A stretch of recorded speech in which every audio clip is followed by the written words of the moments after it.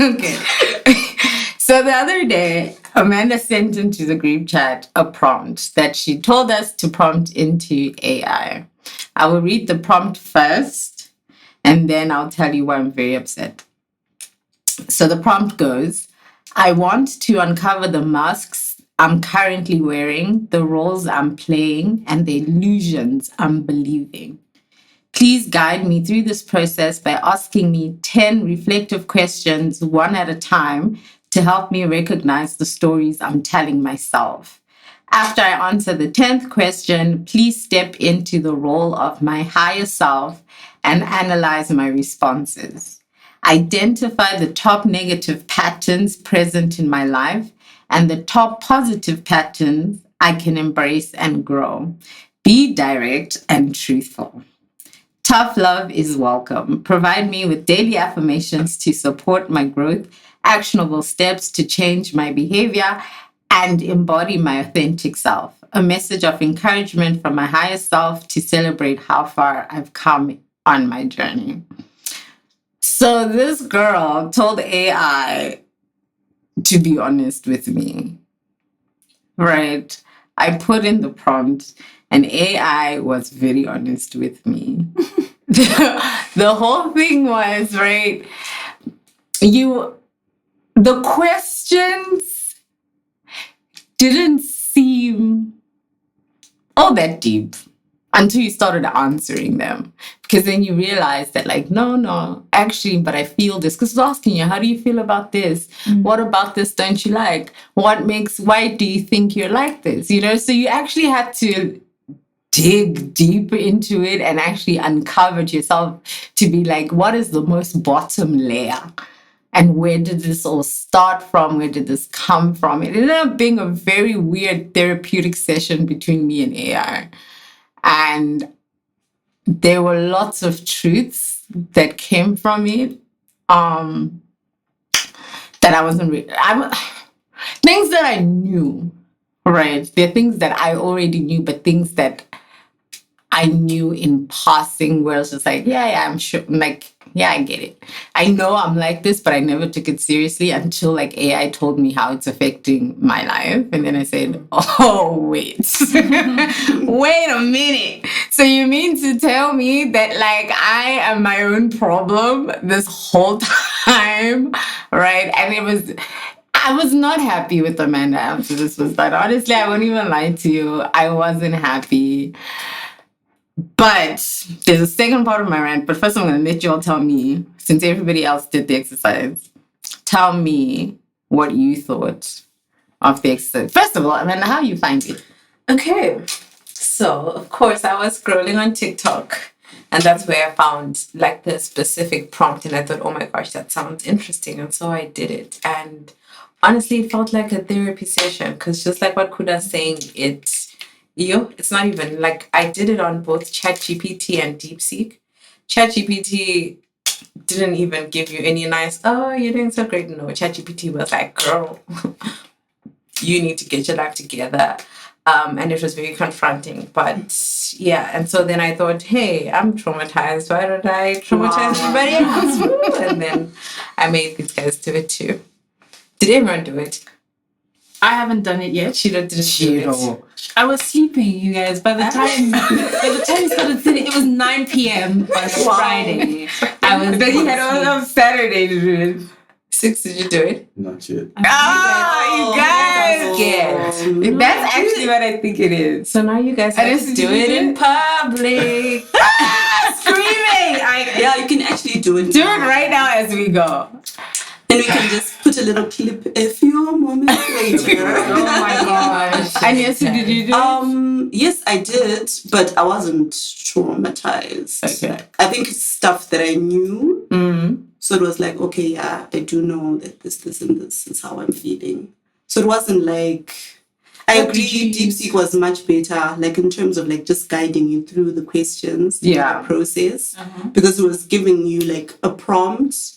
It would give you the question, and then it would like, after you've answered, it would then show that it has understood your answer, and then move on to the next one.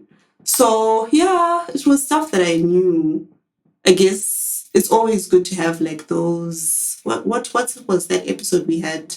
Shadow work. Yeah, it's always good to just like have those questions so you can think really deeply into things. But yeah, I wasn't surprised. So now here's where it got tricky and sticky for me. Okay. Because Amanda traumatized us, I decided to traumatize other people. Oh, Just did you keep it going? Yeah, keep it going. Keep it going. Also, we're gonna post the prompt in the description. Yeah. So it got me thinking. Right. I sent it to my sister. I sent it to my younger sister. Sent it to my partner. Sent it to a few other friends. But see, now here was the thing, because he did it. Obviously, my whole thing was, and kind of said, do it, get into it, you be as vulnerable as you want to be, right? Mm-hmm. So this was between him and AI, so he thought. Until he said, oh, I did it. And I said, send me the answers. I want to see what you say. No. That sounds like a fight. I'm scared to ask what happened afterwards. You know what? To be fair, nothing bad happened, because it was one of those, I'll show you bad if you show me yours type thing. Oh. Right.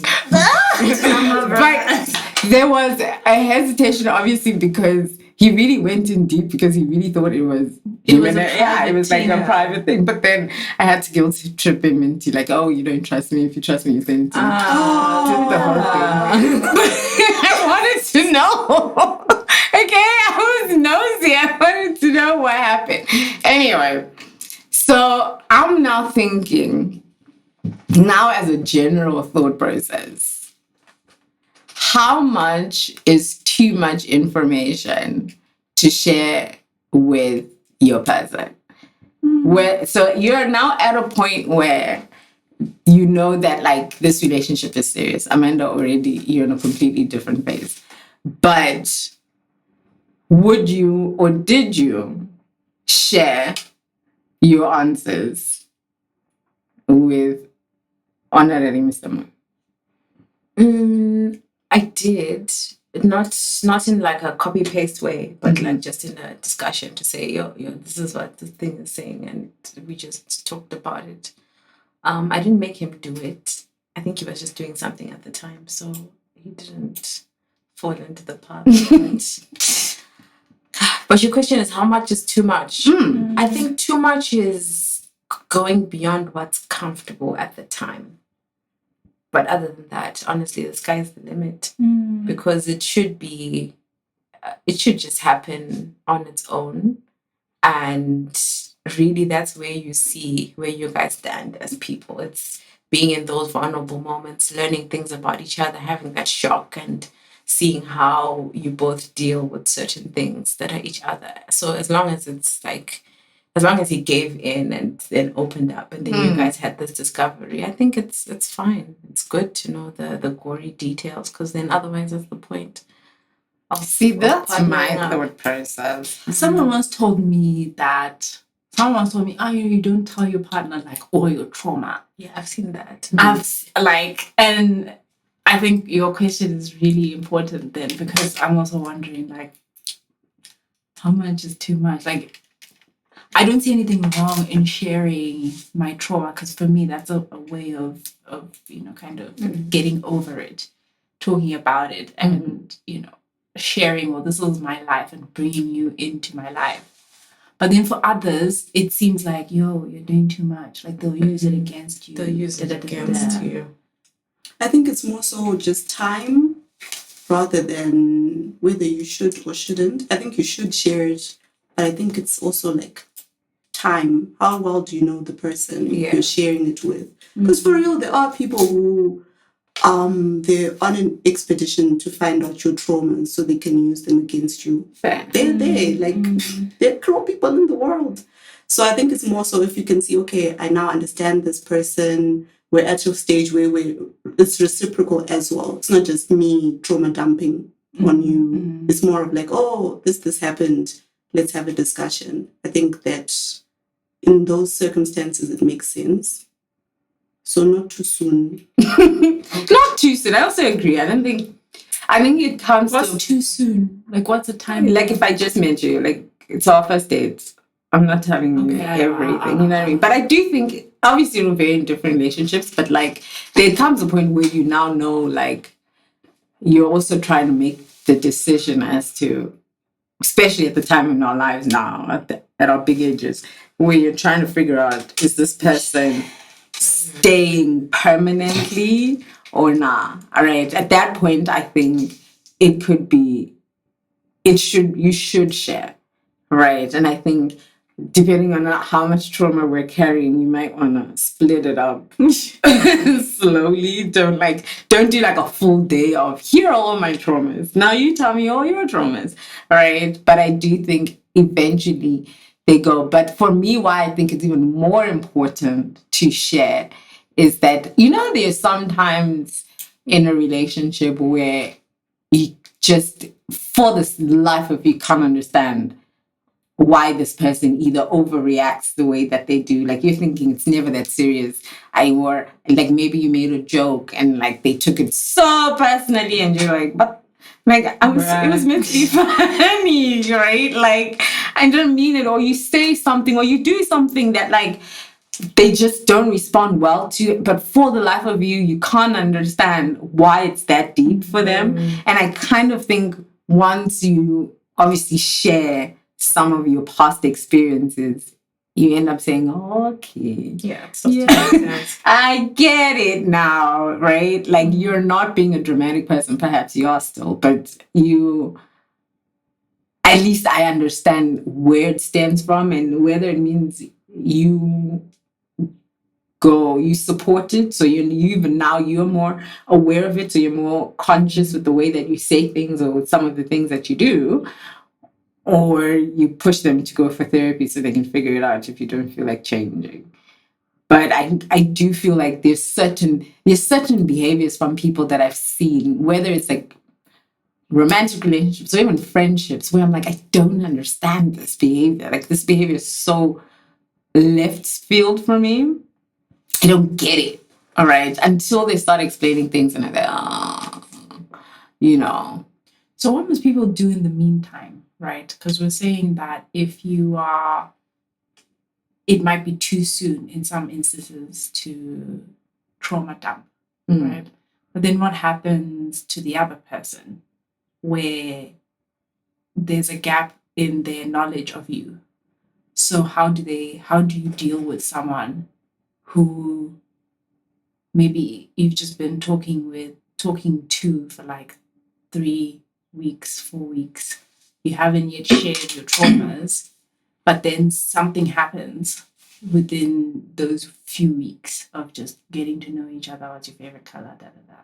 And then something happens like that. How do you react to something like that? I think, firstly, for me, I don't think it's a timeline thing. And I don't think it's good to think of it as like a timeline of too soon. I'd rather use the gauge of comfort levels.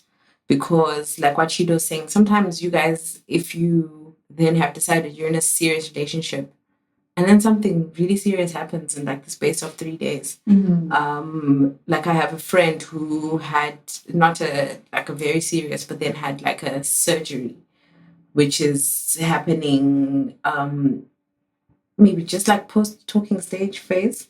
So, even thinking about it in that context to say, how serious does the relationship become? And I think it's actually a good thing because you guys get to experience a realistic thing, because that's a relationship at the end of the day.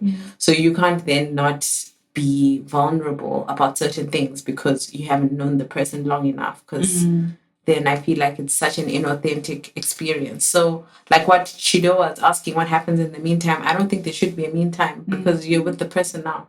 So if something happens, I think also you must feel a certain level of comfort with the person already. And I think it's necessary to be able to be vulnerable in some instances, because that's the conflict resolution part of the relationship either staying where it is or going to The next a level. deeper level. But then if you're in a conflict situation and you're triggered because of something that's happened to you before, but you feel like you can't express it and you probably won't cross that hurdle, because you actually have to get to that point of saying, oh, he acts this way because of XYZ. So either A, he doesn't have the emotional awareness to be able to explain to you, to say that, no, it's just that when you do this, it takes me back to this kind of place. And then you can understand it and move forward. Or he just like shuts down, and then you don't get that necessary vulnerability part. And I think that's where we're losing it. In this day and age, it's not cool to be vulnerable. Yeah. I don't know. I do think being comfortable with someone is important. I think there might just be certain things where it's not like I want to tell you. I just don't know if this will like chase you away, you know? Because sometimes you might think you might even just be making your trauma bigger because you don't also know what that person's carrying, right? So you might start to think, oh, but if I tell them this and this and this, they never want to see me again. And I really like them. I want to see them. So I definitely can't tell them that because they will look at me in a different light, you know? And even that, then I feel like if I'm on the receiving end where you're saying to me, I really like you and I want to keep you in my life, so I'm choosing not to share certain parts of my life with you, for me, it makes me feel like, so I'm not really with you, right? Because I don't know you. I don't know all of you, at least. Can you ever know all of a person? I don't know. But if there are things that you're deliberately hiding, those are things that I feel let me make the choice, right? Obviously, it might leave you heartbroken. You might be right, and I might really leave. But at least you know that I made an informed choice. But for me to find out even later, because, you know, things always come out. Eventually, I'll find out. But I don't want to find out 10 years in, 4 kids, you know, and now you're making it difficult. Whereas it's something that you could have told me before. And I feel like there needs to be a higher level of honesty in a relationship that is beyond any other relationship, I feel. I just feel like there just needs to be something as nasty as they are. Hey there, lovely listeners. So listen, running a podcast in Zimbabwe is quite the journey. It requires resources. And when I say resources, I mean money, time, and effort. Wondering how you can support us? Well, we've got you covered with Inbox. Or World Remit if you're on the other side of the world and you'd love to contribute. Our inbox number is 077 810 3171. Whether it's the cost of a cup of coffee or a virtual high five, every little bit of your support counts. Remember, supporting our podcast isn't about funding our caffeine addiction, though it is in part, but your support keeps our podcast alive and thriving and helps us create more content, ensuring that our laughter echoes through your devices. Thanks again for being part of our community and for listening. This would then go to, I hear some people speaking about this sometimes, when you're like either like very serious relationship or you're like married, and they usually say, don't share like your family's trauma with your partner. So let's say, what's a good one? Let's say you have your mom is very promiscuous or whatever. And she drinks and she does all of these things. She sifts through husbands and all of that. People say don't then share all of that information with your partner because yeah, some people will then use it against you. So I don't know, would you say there's like a certain boundary you need to have when it comes to family members and family member secrets? I get, you being vulnerable with your partner, you're telling him all these nice things, but then there's that auntie who's got something happening in the background. There during pillow talk, would you then be like, oh, imagine My mama got a new man. my mom has a new boyfriend and she hasn't dumped the other one. Sure. I think different partners bring out different things. Hi, people. Hi, listeners. I think different partners bring out different things in a person. Like, if you trace back, well, personally speaking, I remember in different relationships, I wasn't I wouldn't say as forthcoming or more, I was uncomfortable sharing some of my truths with some partners because there was just not that space for it. So I think it also depends on the situation. Where if you're genuinely comfortable, I think it's easier to talk about those deep issues. But family issues, I'll definitely say, like, when you're really like solidified or like quarter to hitched, I think. I think. Yeah, family is hard. I think it depends on which family. Like if it's like a cousin. But like if it's like if it's like an immediate, because for example, if it was me and like there was something about my mom, I don't want my person to look at my mom any differently than how my mom presents herself to him. Right. So now you're walking in with all this information that I've given you on the low. I think even just the level of respect that you have for her is different because, especially with family, that, say, for example, your dad was abusive. You probably love your dad down still, right? Like, what he's done is bad, but you respect him as a father, you respect him as a man or whatever, right? You want him to also have a level of respect for your father in a similar way. You don't want him back talking, eye rolling, doing all these things, right? When your dad's speaking, because he's thinking, oh, but I know the truth. I know who you really are, Similarly with your mom, similarly with your immediate siblings. Listen, everybody else, I can give you the tea and tell you, like, listen, this one here, don't trust. This one here, did this and that. But I definitely think when it comes to family, there should be boundaries. I think there are things that you will find out. And I think at that point, say if I do find something out on my own and I come and I ask you, you now have to tell me the truth.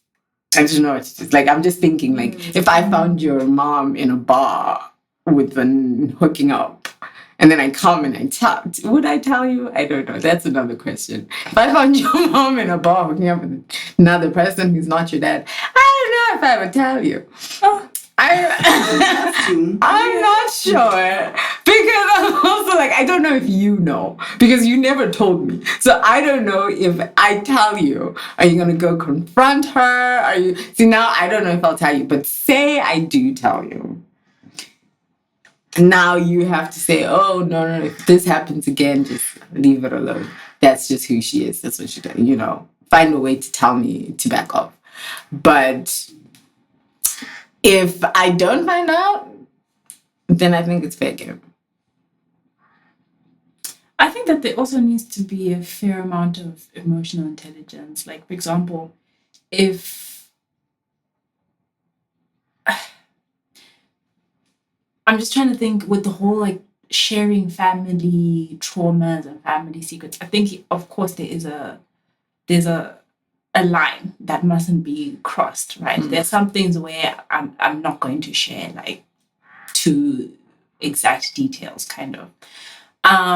But if you're somebody I'm serious with and probably gonna get married, at some point you are going to find out, right? At some point you are going to find out that, oh, this happened and then this is the result of what happened, da da da da da.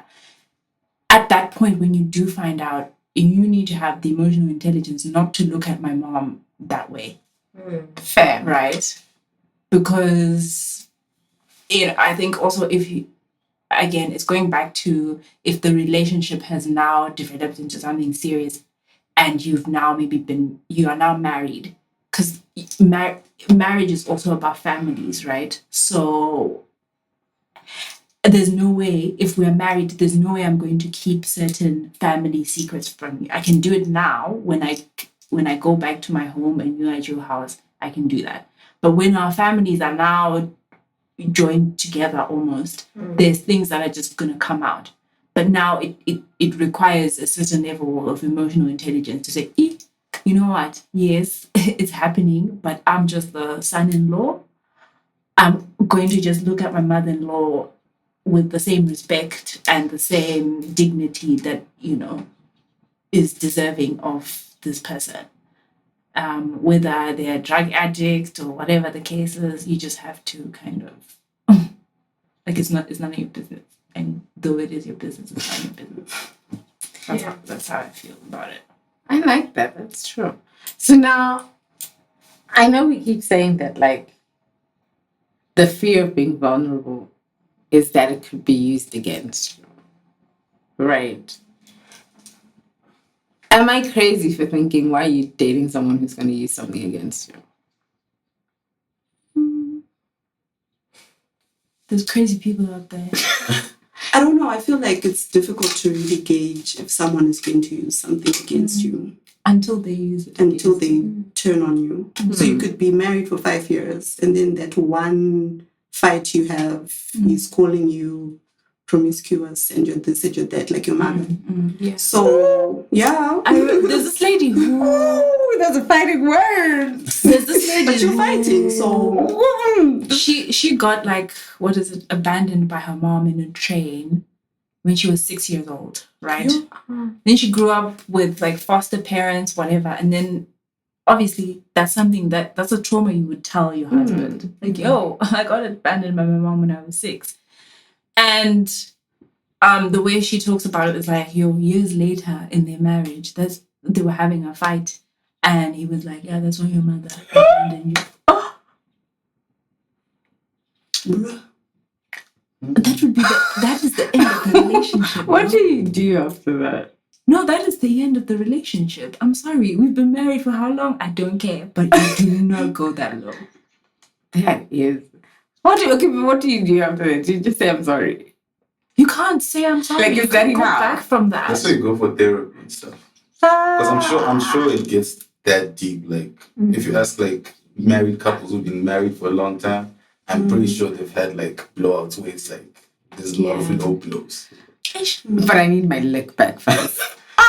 What? You can't do that. No, maybe he doesn't have anything that you can use against him to that extent. Yeah, so I don't think you see it when you're married and you're 3 years in or whatever. I think it's just sometimes people don't know how to fight properly. Yeah. Like some people really, like, low blows are their thing. When they're now in a corner, they will grab at anything. Yeah. So you can't really determine, this person fights nicely. Or this person... Until you fight. Yeah. I just don't know where I would go. The thing is, I feel like if it's not him, it might even be you. Yeah. You might be that side of the relationship where you say things that are hurtful or bring him down in a moment of passion. I watched a video. I don't remember who it was. They were it was some celebrity who was being asked about, how have you been married for so long, whatever. And his response was something like, we don't say things that we can't take back. And I thought that was so deep. Like, that was Mars just now. It was Marsha. Oh, see, I knew it was a celebrity. Yeah, you don't. I feel like that's just the only way you can avoid things like that. Just don't say things that you will not be able to take back, or things that you won't be able to say, I'm sorry, I didn't mean it. Because when someone says that's why your mother left you when you were 6, you can't go back and say, I didn't mean it. Because you meant every word. You meant it. Also, okay, so then, in conclusion, do you risk it and tell the person? Or do you protect yourself for the happen chance that one day, 10, 15 years from now, they use it against you? Sub question. Do you feel like you need to tell your partner everything? What's everything? Like everything. Because I feel like there's certain things where it's like, I wouldn't say it's a lie, but like, do they need to know? You know? And I'm not trying to be like shady about it, but I'm just like, I think if you're an intentional lover and you have like a great conflict resolution, etc., do you just go like, okay, let me just bare my soul? Like, I feel like there's certain things, even at like my grandma's age, which probably like my granddad probably, if he was still, I wouldn't know, you know, not necessarily that it was shady stuff, but did he need to know it, you know, type thing. I don't know. What's the line there? Can I ask you a question now? Uh-huh. If your girl, I'm sorry, but 6 can answer this immediately, I think, and then we can Jack reverse. True. Uh-huh. So, what was I saying? If you were in a position where, for example, you find out that your girl was keeping something from you, and she was saying, well, it's on a need-to-know basis, 6. You didn't really need to know that. How would you feel if your girl, you found out something that you think is significant, but then she responds to you and says, to be honest, I thought it was on a need-to-know basis, and I didn't think you needed to know. How would you feel about that? I think it would depend on what it is exactly. Okay, I said significant. In your mind, it's significant. Yeah. I think if it is significant, if I genuinely feel like it's significant, I would be upset. Yeah. Like what? I don't know. Maybe. Can I give you a scenario? Yes. Please do. Say you knew someone she dated last person she dated. All right. They decided to go out for coffee or something. All right. You texted her, what are you doing? I'm at home. I'm chilling. That's a lie. No, but That's a listen. violation. Maybe if she were to just not say anything, right? That's to say something. That's to respond. I want to make your thing a bit more juicy to say She says that's a good scenario where she goes on a coffee date with an ex and she says nothing. You didn't ask because you trust her, right? You don't always ask each other every minute, what are you doing? She just went on a 45-minute coffee date with her ex. 45 minutes. I mean, so you didn't ask. You didn't ask. You didn't ask. She didn't tell you. Okay. It was just she went on this coffee date. You don't know. And then when you find out, she says, "Well, I didn't think it was on a need-to-know basis. 6. You didn't need to know." No, that's a violation. That can't fly. Yeah, that's different. I feel like this is the difference, because I also had the same thought from 6's question, which is, you know, how far? And for me, I think it's, you think about the entitlement to certain information. So we started off talking about traumas and childhood issues and like family secrets. And there's some things where it's not that it's a secret from you or that I'm hiding it from you. It's just something that maybe I don't think about or talk about, but a significant thing that happened in my life. Like say maybe my mother left me when I was 6. And we've been, not 6 the law. But it's something that's significant that's happened in my life and I just haven't expressed it to you. And then it sort of comes up and you're like, whoa, you know, I've always wondered what happened to your mom. And I maybe always brush it off. I feel like you can't be upset with me because that's my thing. And it's something that I can choose to share or not to share because it's in the past. It's not directly affecting us now. Whereas there's transparency of things that are happening inside the relationship. And then if you're actively like preventing it and it's something that will directly have a reaction from me, then you're just being shady. You get?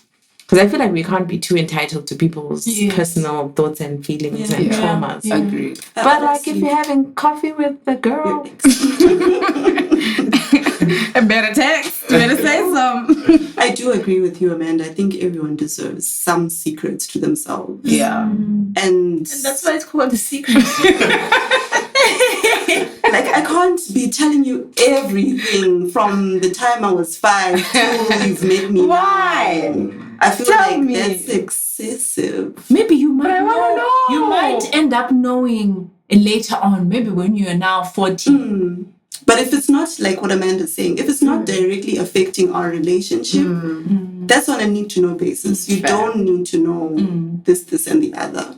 Which also goes back to trauma, because I might have something really traumatic that I'm trying to not talk to you about. And I feel like you should give people time to tell you, especially trauma. It's different if I have 3 kids that I've just kept a secret from you. Oh, that's traumatic. This is a trauma I'm not trying to talk about. Or if you're the mom that left a 6-year-old. Yeah. Oh, shit.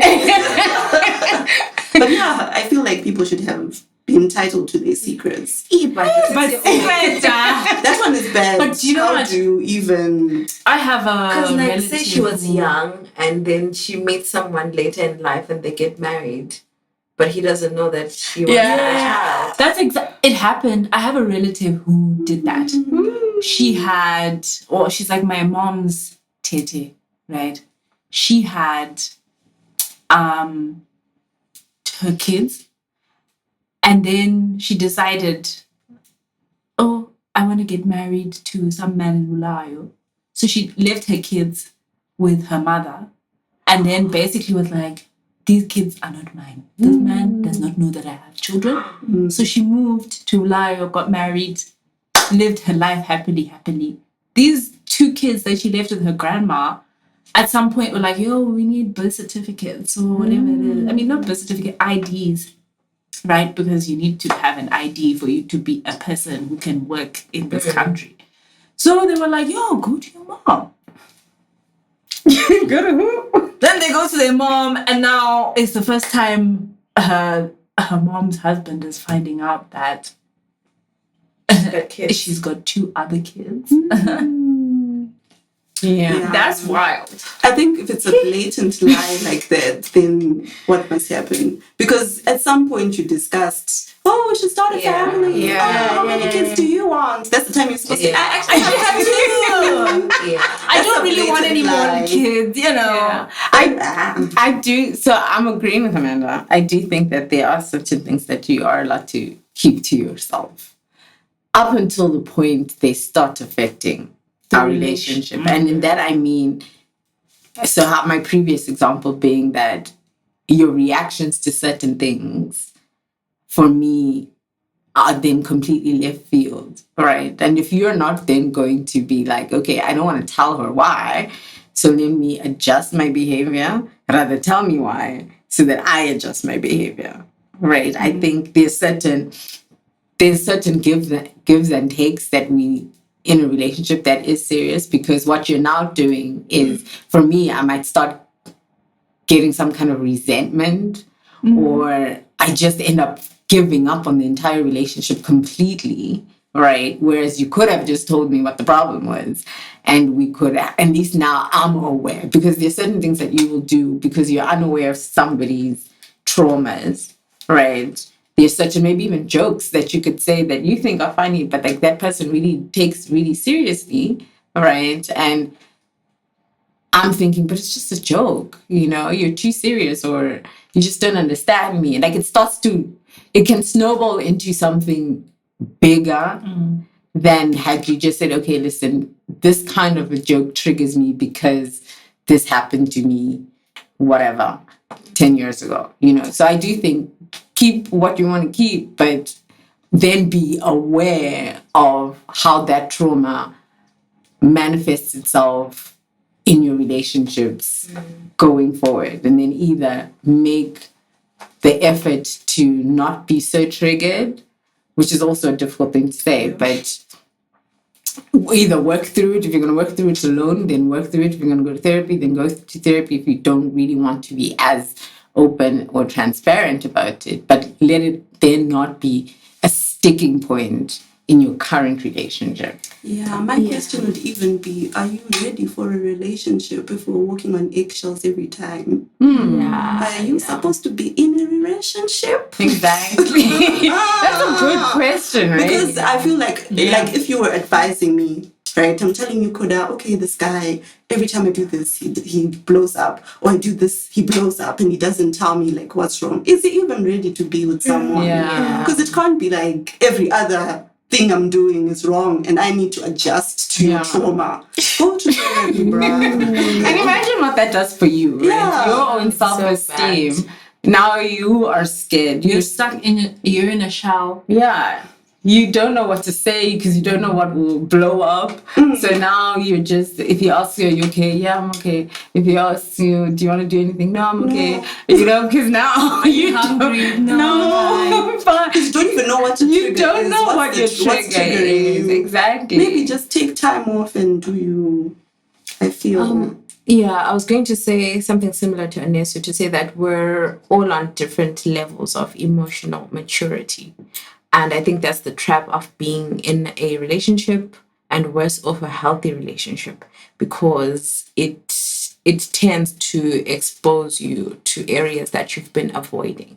So if you're gonna have that point of tension, trust me, it won't go away until you actually address what's wrong. And you might actually find that the person who's being triggered doesn't know why, or hasn't figured out why, or hasn't figured out how to articulate why. And they're now in a tough position, like what you guys are saying, to figure it out, because you now actually have to be able to address it and communicate it to somebody else, which is a very difficult thing to do. I don't know if I'd say go be alone. I'll be alone, bro. Stop traumatizing other kids with your trauma. Go be alone. Just like, I feel like what you're saying, it's good to be in a relationship. But if you notice that a lot of stuff is triggering you, like it's coming left field all the time, I think you need to just go into yourself a bit and ask yourself what is going, because it's not like it's going to be fixed. You haven't even asked yourself what's going on. So you're not going to fix anyone. In essence, you're going to traumatize someone else's kid. Now they're like, oh, in relationships, I need to make sure that I'm like this for this person. Yeah. But what if they're willing to work on it? Do they have to be alone in the meantime? So I'd like to paraphrase something I read in one of my favorite books. Basically, just leave us alone if you are traumatized. In this book called The Subtle Art of Not Giving a Fuck. Mark Manson. Mark Manson, amazing book. So he was talking about relationships, and he was like, basically, there's some people who feel the need to be the victim or the saver. Yeah. Right? So either they can't take responsibility for their own problems, or they expect other people to take responsibility for their problems, or they take responsibility for other people's problems. So he said the mark of a healthy relationship is two people who are responsible for their own problems and are supporting each other throughout the process, rather than looking to the other person as like a saver or going like, I should save you. Hallelujah. That's the word. Do it inside the relationship. You know, I remember there's those people where like you speak to them and everything just feels like an attack.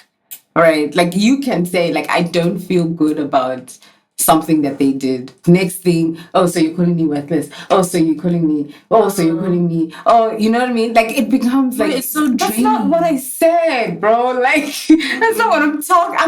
I'm now trying to express to you things that I don't like, but now you're taking it so personally that like you make even me telling you that I don't like certain things difficult. So then I stop. I just don't. But now, is that a healthy relationship? If I can't even express my own feelings, if you do something to me, I have to just say, oh, it's because of his past trauma. Oh, no. Go heal. Come back. But you know what? I think also on the concept of healing, I think healing is such a complex process. Yeah, that, it is. It's not linear. It's not linear. With physical injuries, you can actually go like, okay, I've got a wound. Let me like put something on it or go to a doctor. Yeah. But with like trauma and stuff, sometimes they don't even know what's going on, and maybe they're even in a defense mechanism sort of thing. Yeah. Where it's like anything that comes through is filtered as like an attack, you know. And in that case, it's tricky. I hear that, but I also think that we're not asking that you be fully healed when you get into a relationship, because No one is. no one really is. But we're just asking that you are, Aware. as you were saying, accountable for yourself, right? You're aware of, okay, this is what I've been through, but also this is what I'm doing in my own capacity to overcome this. Yes, you're going to come into my life and maybe you might help me. You might also be a healing person in my life. Fair and fine. But you as an individual need to take responsibility for your own shit. And be aware of it. Jesus Christ. Yeah. Anyway, this is my rant against Amanda today.